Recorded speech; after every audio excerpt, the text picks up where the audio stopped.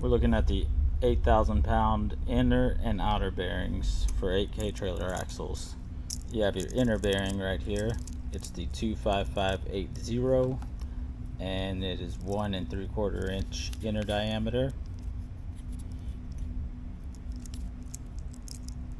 And you got your outer bearing here, the 02475, which is 1 1/4 inch inner diameter.